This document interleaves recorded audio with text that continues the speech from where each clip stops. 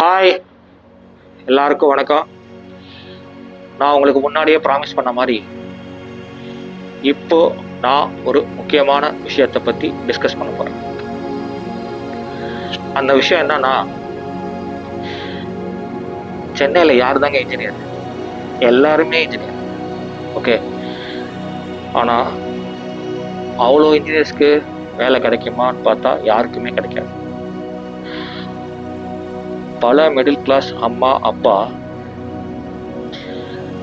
நகையை விற்று கடன் வாங்கி பிஎஃப் பணத்தை எடுத்து எல்ஐசி பாண்ட் அடமானம் வச்சு காலேஜ் சேர்த்து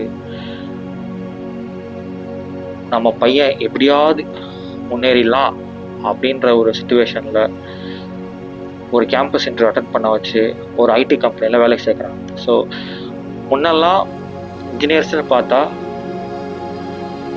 ஜஸ்ட் அந்த எஃப்சின்ற ஒரு ஃபார்வர்ட் கம்யூனிட்டி பீப்புளும் பிராமின்ஸ் அவங்க தான் மோஸ்ட்லி இன்ஜினியர்ஸாக இருப்பாங்க. அதனால தான் பல ஐஐடியில் வந்துட்டு நிறையா பிராமின்ஸ் இருக்கிறாங்க. But other caste people like BC, MBC, SC பீப்புளெலாம் வந்து இன்ஜினியரிங்ன்றது ஒரு ட்ரீம், ஒரு கனவு. 1992 இருந்து 2007 வரைக்கும் ஒரு ரெவல்யூஷன் நடந்ததுங்க உலகத்தில், எஸ்பெஷலி இந்தியாவில். அப்போ தான் குளோபலைசேஷன்ன்ற ஒரு விஷயம் உள்ளுக்குள்ளே வந்தது. அந்த குளோபலைசேஷனில் பல ப்ராடக்ட்ஸை வந்து இந்தியாவுக்குள்ளே கொண்டு வந்தாங்க. பல பேர் வந்து அதை வாங்க ட்ரை பண்ணாங்க. ஸோ அந்த ஸ்டேஜில் தான் மிடில் கிளாஸ் பாப்புலேஷன் வந்து அதிகமாக இந்தியாவில் குரூமாச்சு. இந்த மிடில் கிளாஸ் பாப்புலேஷனை டார்கெட் பண்ணி தான் இந்த எஜுகேஷன் சிஸ்டமே உருவாக்கப்பட்டிருக்கு. எஸ்பெஷலி முன்ன காலத்துலலாம் 1-2 கவர்மெண்ட் இன்ஜினியரிங் காலேஜ், 1-2 ஸ்கூல்ஸ் எல்லாமே பெஸ்ட் ஸ்கூல்ஸாக இருக்கும். பட் இந்த 1992 2007 வரைக்கும் ஆல்மோஸ்ட் ஏகப்பட்ட இன்ஜினியரிங் காலேஜஸ் திறந்துட்டாங்க. ஏன்னா இன்ஜினியரிங்ன்றது படிப்பு இல்லை, பிஸ்னஸாக மாறிடுச்சு. ஸோ இவ்வளோ கஷ்டப்பட்டு ஒரு ஜென்ரேஷனே வந்து படித்து வேலைக்கு போகணுன்ற ஒரு எண்ணத்தில் வேலைக்கு போகிறாங்க. சம்டைம்ஸ் எல்லாரும் சென்னையில் வேலை பார்ப்பாங்க. Most of the people Bangalore கூட போவாங்க. பட் இப்போ அதிகமான பேர் எங்கே ஒர்க் பண்ணுறாங்க அப்படின்னா பெங்களூர், ஹைதராபாத், நொய்டா, சென்னை, இந்த மாதிரி வந்து ஐடி ஹப், இந்தியாவில் இருக்கிற ஐடி ஹப்பில் ஃபுல்லாக தமிழ் ஆளுங்க இருக்காங்க. இப்போ நம்ம பேச போகிறது ரொம்ப ரொம்ப முக்கியமான டாபிக். என்ன அப்படின்னா, கிராமத்தில் தான் நம்ம எப்பயுமே ஜாதி பார்த்துருப்போம். கல்யாணம் பண்ணும்போது ஜாதி பார்த்துருப்போம், லவ் பண்ணும்போது ஜாதி பார்த்துருப்பாங்க, கரெக்டுங்களா? ஆனால் ஒரு இங்கிலீஷ்காரன் கம்பெனி நடத்திட்டு இருக்கான், இன்வெஸ்ட் பண்ணி. இது ஒரு கம்பெனி நான் சொல்ல வரல, பல கம்பெனி சொல்றாங்க. அந்த கம்பெனிக்குள்ள ஒரு ஜாதி வெறி, கேஸ்ட் டிஸ்கிரிமினேஷன் இருக்குன்னு சொன்னா நீங்க நம்புவீங்களா? நம்ப மாட்டீங்களா? வாங்க கண்டென்ட்ல போலாம். இப்போ உதாரணத்துக்கு நான் பெங்களூர் எடுத்துக்கிறேன். ஏன்னா தமிழ்நாட்டில் அந்த கேஸ்ட் டிஸ்கிரிமினேஷன் எஸ்பெஷலி கம்பெனிக்குள்ளே இருக்கிறதுக்கு வாய்ப்பு இல்லை. இருந்தாலும் அது ஒரு பர்சன்டேஜ் கம்மி. ஆனால் எந்த ஊரில் அது அதிகமாக இருக்குது அப்படின்னா அது எங்கேயும் இல்லைங்க, நம்ம பெங்களூரில் இருக்குது. இந்தியாவோட சிலிக்கான் வேலி, கரெக்டுங்களா? பெங்களூர் இருக்கிறது இந்தியாவோட சிலிக்கான் வேலி. அது வந்து கிட்டத்தட்ட ஒரு வெறும் 60% தான் நேட்டிவ் கன்னடா பீப்புள் அங்கே இருப்பாங்க. மீதி 40% வந்து கம்ப்ளீட்டாக மைக்ரேட்ஸ் தாங்க பெங்களூர், ஓகே. அதுலேயும் thousands ஆஃப் தமிழ் ப்ரொஃபஷனல்ஸ் இருக்காங்க அங்கே. தமிழ் ப்ரொஃபஷனல்ஸ்னால் they can work in IT, they can work in engineering company, they can work in car showrooms, private airline industry, any domain. நீங்கள் எந்த டொமைனை எடுத்துட்டாலும் அதில் வந்துட்டு தமிழ் ப்ரொஃபஷனல்ஸ் இருப்பாங்க. ஈவன் கார் ஷோரூம்ஸில் கூட ஒர்க் பண்ணிகிட்டு இருக்காங்க. இப்போ என்னோட பர்சனல் எக்ஸ்பீரியன்ஸ்ல பெங்களூர்ல நான் ஒரு கார் வாங்குறேன், அந்த இடத்துல சேலத்துக்கார பையன் வந்து எனக்கு ஒரு கார் விற்றான். ஸோ எல்லா இடத்துலையுமே வந்து தமிழ்காரங்க அங்கே இருக்காங்க. பட் இவ்வளோ தூரம் பெங்களூர் வந்து தமிழ்காரங்களுக்கு வாழ்வு கொடுக்குது அப்படின்னா, இதில் வந்துட்டு தமிழ்காரங்க அடுத்த ஸ்டேட்ல எஸ்பெஷலி இந்த மாதிரி பெங்களூர் ஏரியாவில் எப்படி அவங்க சர்வே பண்ணுறாங்க, அப்படி கேஸ்டிசம் இந்த இடத்துல கேஸ்டிசம் இருக்குமா? ஏன்னா பல ஊர்லேருந்து ஆளுங்க வராங்க, பல மொழி பேசுகிறாங்க, ஹிந்தி பேசுகிறாங்க, தெலுங்கு பேசுகிறாங்க, கன்னடா பேசுகிறாங்க, மலையாளம் பேசுகிறாங்க, தமிழ் பேசுகிறாங்க. ஸோ பல மொழி கலப்பிடத்தில் அங்கே ஜாதி இருக்குமா, கேஸ்ட் டிஸ்கிரிமினேஷன் இருக்குமா? இருக்கிறதுக்கு வாய்ப்பு இல்லைன்னு நினைக்கிறீங்க. ஆனால் இருக்கு. டேட்டா சொல்லட்டுமா? 2009 இருந்து 2012 கேஸ்ட் பேஸ்ட் கிரைம்ஸ் எஸ்பெஷலி கர்நாடகாவில் 36% அதிகமாயிருக்குங்க. 36% அதிகமாயிருக்கு. அதுல பெங்களூர்ல தான் highest number of caste discriminations, caste based crimes வந்து ரெஜிஸ்டர் ஆயிருக்கு. புரியுதுங்களா உங்களுக்கு? ஐஐஎம் பெங்களூர் கேள்விப்பட்டிருக்கீங்களா? ஈவன் அது வந்து இந்தியாவோட எலைட் இன்ஸ்டிடியூஷன், இந்தியாவோட எலைட் இன்ஸ்டிடியூஷன் தான் ஐஐஎம். அதுல ஐஐஎம் பெங்களூர்ல ஒரு தலித் ஃபேக்கல்டி அவங்கள ஹியூமிலியேட் பண்ணி வெளியே அமைச்சிருக்கிறாங்க. 2024 ப்ரொஃபசர் கோபால் தாஸ் அவர் வந்து ஒரு Dalit academic rank Stanford staff காலேஜ்ல வாங்கியிருக்கிறார். அவரை பப்ளிக்கா வெளியே அமைச்சு மாஸ் இமெயில்ஸ் அமைச்சு அகாடமிக் ப்ரோக்ராம்ல இருந்தே பார் பண்ணியிருக்காங்க because of this caste discrimination. என்னத்த சொல்ல? 2023 ஒரு ஸ்டடி சொல்லுதுங்க, ஈக்குவாலிட்டி லேப்ஸ்ன்றது ஒரு கம்பெனி, அது ஒரு ஸ்டடி நடத்திருக்கு 2023. அதுல 67% தலித் டெக் ஒர்க்கர்ஸ், ஓகேங்களா, 67% ஆஃப் தலித் டெக் ஒர்க்கர்ஸ் வந்து பெங்களூர்ல மைக்ரோ அக்ரஷன்ஸ் ஃபேஸ் பண்றாங்க. மைக்ரோ அக்ரஷன்ஸ்னா சின்ன சின்ன விஷயங்களுக்கெல்லாம் வந்து அவங்கள வந்து புஷ் பண்றது, ஃபோர்ஸ் பண்றது. இப்போ உதாரணத்துக்கு நீங்க வந்து ஒரு வேலை செஞ்சுட்டு இருக்கீங்க, ஒரு கோட் எழுதிட்டு இருக்கீங்களோ, இல்லை வந்து ஜாவாலேயோ பைத்தன்லையோ இல்லை டெஸ்டிங்லையோ இல்லை எலக்ட்ரிக் பிசிபி சர்க்யூட் டயக்ராம் வரைகிறீங்களோ இல்லை ஒரு இன்ஜினியரிங் டயக்ராம் வரைகிறீங்களோ, சின்ன தப்பு விட்டா கூட கூப்பிட்டு எல்லாரும் முன்னாடி உங்களை கேவலப்படுத்தி கேவலமா திட்டுவாங்க. ஓகேங்களா? இது நடந்திருக்கு. அதே மாதிரி இந்த மைக்ரோ அக்ரஷன்ஸ் எப்படி நடக்கும்னா, இப்போ உதாரணத்துக்கு நீங்க வந்து கேஃபேட்டேரியா போறீங்க, ஆஃபீஸோட கேஃபேட்டேரியா போறீங்க, அதுல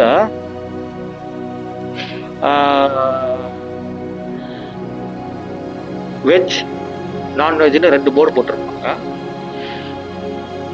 ஸோ நான் வெஜிடேரியன் சாப்பிட்றவங்க யாருமே வெஜிடேரியன் சாப்பிட்றவங்க இடத்துல உட்காரவே கூடாது, ஸ்ட்ரிக்ட்லி நோ, ஒதுக்கி வச்சுடுவாங்க. அதே மாதிரி டீம் லஞ்ச் கூட்டிட்டு போவாங்க தெரியுங்களா? டீம் லஞ்ச் கூட்டிட்டு போற இடத்துல அவங்கள பர்பஸாவே எக்ஸ்க்ளூட் பண்ணி சும்மா ஆக்சிடென்ட்டா, ஓ நீ எஸ்சி தானே, ஓ நீ பிசி தானே, ஓ நீ எம்பிசியா, அதனாலதான் நீ வந்து நான்வெஜ் சாப்பிடுறியா அப்படின்ற மாதிரி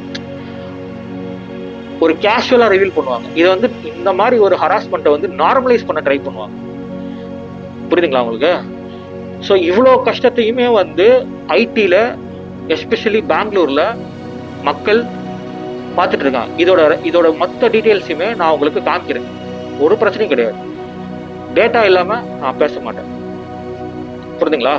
என்னைக்காவது ஒரு நாள் நீங்க வேலைக்கு போறீங்க, ஃபார் எக்ஸாம்பிள் நீங்க வந்து சென்னையில் ஒரு கம்பெனியில் ஒர்க் பண்ணிட்டு இருக்கீங்க, அதே கம்பெனி பெங்களூர்ல இருக்கு, பெங்களூருக்கு நீங்க போறீங்க, ஓகே, ஜஸ்ட் ஒரு டிரான்ஸ்ஃபர்ல போறீங்கன்னு வச்சுக்கிட்டு நீங்க இனிஷியலா வந்து அங்க இருக்கிற மேனேஜர்ஸ் கிட்டயோ இல்ல அங்க இருக்கிற ஆளுங்க கிட்டயோ கை கொடுத்து ஹாய் எப்படி இருக்கீங்க, நல்லா இருக்கீங்களா அப்படின்றீங்க.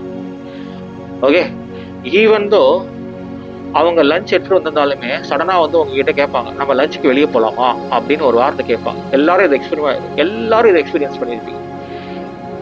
அப்படி கேட்கும்போது நைஸா ஒரு வார்த்தையை உள்ள விடுவாங்க, நீங்க வெஜிடேரியனா நான் வெஜிடேரியனா? ஏன்னா நான் வெஜிடேரியனா இருந்தா என்ன, நான் வெஜிடேரியனா இருந்தா என்ன, எதுக்கு அவனுக்கு அந்த ப்ராப்ளம்? அப்போ நான் நான்வெஜ்னு சொன்னதுக்கு அப்புறம் எனக்குன்னு ஒரு லேபிள் குத்தி, இவன் நான்வெஜ், இவன் ஃபார்வர்ட் காஸ்ட் இல்ல, இவன் ஐயர் இல்ல, இவன் பிராமின் இல்லன்னு சொல்லி அங்க ஒரு டிஸ்கிரிமினேஷன் அங்க நடக்குது. அத தெளிவா நமக்கு தெரியும். இதை வந்து எப்படின்னா இதை நார்மலைஸ் பண்ற மாதிரி கேட்பாங்க. இது என்னோட எக்ஸ்பீரியன்ஸ்ல நான் ஃபேஸ் பண்ணது. அதுக்காக வந்து நான் பிராமின்ஸ்க்கு அகேன்ஸ்ட் கிடையாது, பட் ஐயர்களுக்கு அது அகேன்ஸ்ட் கிடையாது, ஐயங்காருக்கு அகேன்ஸ்ட் கிடையாது, வெஜிடேரியனுக்கு அகேன்ஸ்ட் கிடையாது. பட் என்னோட கருத்து என்னன்னா, இந்த ஒரு கொஸ்டின் தேவையில்லை. இது வந்து literally you are discriminating an employee by their food habits இல்லையா? எதுக்கு நீங்க ஒரு எம்ப்ளாயியை லேபிள் பண்றீங்க? அவன் வெஜிடேரியனா இருந்துட்டு போறான், நான் வெஜிடேரியனா இருந்துட்டு போறான், அவனோட ஃபுட் சாய்ஸஸ் எதுவாக இருந்துட்டு போகுது. நீங்க ஹோட்டலுக்கு போக போறீங்க, அவனுக்கு பிடிச்சதை சாப்பிட போறான், நீங்க உங்களுக்கு பிடிச்சதை சாப்பிட போறீங்க. அவன் பிடிச்சதை ஆர்டர் பண்ண போறான், உங்களுக்கு பிடிச்சதை ஆர்டர் பண்ண போறான். ஆர்டர் பண்றதுக்கு முன்னாடியே நீங்க வெஜிடேரியனா நான் வெஜிடேரியனா கேட்க வேண்டிய கொஸ்டின் இருக்கு. லாஜிக்கலாவே அது தேவையில்லையே. இது நுணுக்கமா பார்த்தா இன்னும் அந்த கேஸ்ட் மைண்ட் செட் வந்து யார் மண்டையில இருந்து வெளியே போல.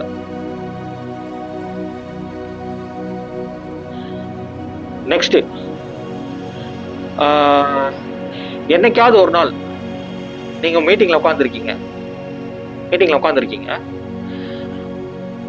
உங்ககிட்ட வந்துட்டு உங்களுக்கு ஹிந்தி தெரியும் தெரியாது அந்த எந்த இன்ஃபர்மேஷனுமே இல்லாம மீட்டிங்ல ஒருத்தன் வந்து கண்டினியூஸா உங்களுக்கு ஹிந்தியில பேசிக்கிட்டே இருப்பான். ஹிந்தி அண்டர்ஸ்டாண்ட் பண்ணா எனக்கு ஹிந்தி தெரியாதுன்னு சொன்னா, ஹிந்தி கூட தெரியாதா உனக்கு? மദ്രാസിயா, தமிழா? ஏய் இவன் தமிழண்டி, இவனுக்கு ஹிந்தி தெரியாது. இதே கமெண்ட் நான் உட்பட ஃபேஸ் பண்ணிருக்கேன். நான் என்ன ஒருத்தனை வச்சு சுத்தி ஹிந்தியில பேசுவாங்க. இதுக்கு பேர் தான் லாங்குவேஜ் டிஸ்கிரிமினேஷன். ஒரு கார்பரேட், ஒரு வெள்ளைக்காரன் கம்பெனில நான் ஹிந்தி பேசணும் அவசியமே இல்லையே, நான் இங்கிலீஷ் பேசிக்கலாமே. நான் இங்கிலீஷ் தான் வெள்ளைக்காரனுக்கு புரியும். இங்கிலீஷ்ல தான் மெயில் அனுப்புறேன், இங்கிலீஷ்ல தான் கோட் அடிக்கிறேன், இங்கிலீஷ்ல தான் டாக்குமெண்டேஷன் பண்றேன், இங்கிலீஷ்ல தான் வந்து என்டையர் ப்ராஜெக்ட் மேனேஜ்மெண்ட்டே பார்த்துட்டு இருக்கேன். நான் அதுக்கு ஹிந்தியில பேசணும்? It's okay. சில டேட்டாலாம் நான் எடுத்து வச்சிருக்கேன். Right, okay. ஒரு சின்ன உண்மை சம்பவத்தை நான் சொல்றேன். இப்போ இது வெஜிடேரியனா நான் வெஜிடேரியனா ஒரு விஷயத்த கேட்டேன் இல்லையா? அதுல 2023 ஐஐடி பாம்பே, 2023 ஐஐடி பாம்பே, நல்லா நோட் பண்ணிக்கோங்க. ஒரு ஸ்டூடெண்ட்டை 10,000 ரூபாய் ஃபைன் போட்டிருக்காங்க. எதுக்கு அப்படின்னா, வெஜிடேரியன் ஒன்லின்ற ஒரு டேபிள்ல உட்காந்து கறி சாப்பிட்டான்றதுக்காக அவனுக்கு 10,000 ரூபாய் பில்லு போட்டிருக்காங்க. ஐ மீன் ஃபைன் போட்டிருக்காங்க. புரியுதுங்களா? எந்த அளவுக்கு அந்த ஜாதி வெறி மண்டைக்குள்ள ஊறி இருந்தா, எவ்வளவு படிச்சாலும் அந்த ஜாதி வெறி மண்டைக்குள்ள ஊறி இருக்கு பாருங்க. இதான் படிப்புங்கிறது வேற, மைண்ட் செட்டுங்கிறது வேற, வளர்ற முறைன்றது வேற.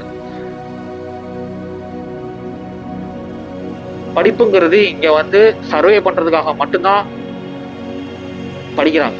அதை புரிஞ்சு என்ஜாய் பண்ணி ஒரு பேஷனேட்டா படிக்கிற இண்டிவிஜுவல்ஸ் இங்க யாருமே கிடையாது. ஏன்னா அப்படி படிச்சிருக்க இண்டிவிஜுவல்ஸ் இருக்காங்க, ஆனா ஒரு 30 to 40% இண்டிவிஜுவல்ஸ் அப்படி இருப்பாங்க. ரிமைனிங் 60% ஆஃப் த இண்டிவிஜுவல்ஸ் வந்து just survival purpose தான். Still they are rooted in their own அந்த கல்ச்சர், அவங்களோட மதம், ஜாதி, அவங்களோட அவங்களோட சில பழக்க வழக்கங்கள், சாமி கும்பிட்றது, அது இது வெஜிடேரியன், நான் வெஜிடேரியன், இந்த பேதங்கள் எல்லாம் வந்து அவங்க இன்னும் ரூட்டடாக தான் இருக்கிறாங்க. இவங்களால தான் நம்ம பூமர்ஸ் அப்படின்னு சொல்லுவோம். ஓகேங்களா? பூமர்ஸ். சில சமயம் இவங்க வந்து கிரிஞ்சு பூமர்ஸாக கூட இருப்பாங்க. எஸ்பெஷலி இந்த மாதிரி ஆக்டிவிட்டிஸ்லாம் பண்ணும்போது.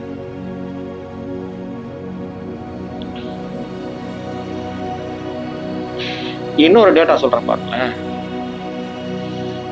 45% of the Tamil employees 45% in 2024 survey. ஓகேங்களா? தமிழ் எம்ப்ளாயீஸை வந்துட்டு டைனிங் ஏரியாஸில் பியூர் வெஜிடேபிள்ஸும் நான் வெஜிடேபிள்ஸ்னு சொல்லி வெஜிடேபிள்ஸில் சேர்த்துக்கிறதே இல்லை யாரையுமே, எஸ்பெஷலி ஆஃபீஸோட கேஃபெட்டேரியாவில். புரியுதுங்களா உங்களுக்கு? அண்டு நீங்கள் என்னைக்காவது ரெசியூம் அப்ளை பண்ணி பார்த்துருப்பீங்க, வேலை தேடி பார்த்துருப்பீங்க, ஒரு வேலையும் கிடைச்சிருக்காது. ஏன் கிடைக்கலன்னு என்னைக்காவது யோசிச்சிருக்கீங்களா? தான் பேருக்கு பின்னாடி ஒரு ஜாதி பேரோ இல்லை ஒரு கம்யூனிட்டி பேரோ போடும்போது அந்த கம்யூனிட்டி பேரில் அந்த ரெக்ரூட்டரோ அந்த ரெக்ரூட்டிங் மேனேஜரோ அவன் வந்து அதே கேஸ்டில் இருக்கும்போது மோஸ்ட் ஆஃப் த டைம் அந்த மாதிரி லாஸ்ட் நேம் வந்து இருக்கிறவங்கள தான் அவங்க ஷார்ட் லிஸ்ட் பண்ணுறாங்க. காமனாக இருக்கிறவங்க யாருமே ஷார்ட் லிஸ்ட் பண்ணல. ஈவன் ரெக்ரூட்மெண்ட்டில் கூட இந்த டிஸ்கிரிமினேஷன் நடக்குது. கேஸ்ட் டிஸ்கிரிமினேஷன் ரெக்ரூட்மெண்ட்டில் கூட நடக்குது. இது நான் சொல்லலை, டேட்டா சொல்லுது. இதோட எல்லா டேட்டாவையும் நான் அந்த வீடியோலேயே அப்லோட் பண்ணுறேன். நீங்களும் பாருங்கள். பார்த்துட்டு நீங்களே ஒரு டெசிஷன் பண்ணுங்கள். நான் வந்து இதை நீங்கள் பண்ணுங்க, இதை நீங்கள் பண்ணாதீங்கன்ற எந்த கருத்துமே சொல்லல. ஆனால் ஒரு விஷயம் இங்கே நடந்துகிட்டு இருக்கு, அது யாரு கண்ணுக்கும் தெரியல. ஆனால் அதை நார்மலைஸே பண்ணிட்டாங்க. அது யாருக்கும் தப்பாகவும் தெரியல. அதை வந்து வெளிச்சத்துக்கு கொண்டு வர்றதுக்கு தான் இந்த வீடியோவை நான் இங்கே போஸ்ட் பண்ணுறேன். உங்களுக்கு புரியுதுங்களா?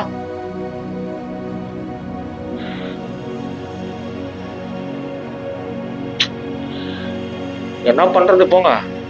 பட் இவ்வளோ நேரம் என் வீடியோவை பொறுமையாக பார்த்ததுக்கு தேங்க்யூ. அண்ட் இந்த வீடியோ பிடிச்சிருந்தா லைக் பண்ணுங்க, சப்ஸ்கிரைப் பண்ணுங்க, உங்கள் ஃப்ரெண்டுக்கிட்ட ஷேர் பண்ணுங்க. இன்னும் பல ட்ரூத் பாம்ஸோட நான் வர்றேன், உங்களை சந்திக்கிறேன். நம்ம நிறையா பேசுவோம். இது மட்டும் இல்லை, நம்ம டெக்னாலஜி பற்றியும் பேசலாம், எப்படி வேலை வாங்குறதுன்னு பற்றி பேசலாம், ஒரு ரெஸ்யூம் எப்படி ரெடி பண்ணுறதுன்னு பார்க்கலாம். இப்போ கரண்ட் ட்ரெண்ட் எப்படி இருக்குது, வேலைக்கு யார் அப்ளை பண்ணாலும் வேலை கிடைக்க மாட்டேங்குது, எப்படி அப்ளை பண்ணால் வேலை கிடைக்கும், எல்லா டீட்டெயில்ஸும் நான் வந்து வரப்போகிற வீடியோஸில் சொல்கிறேன். Until then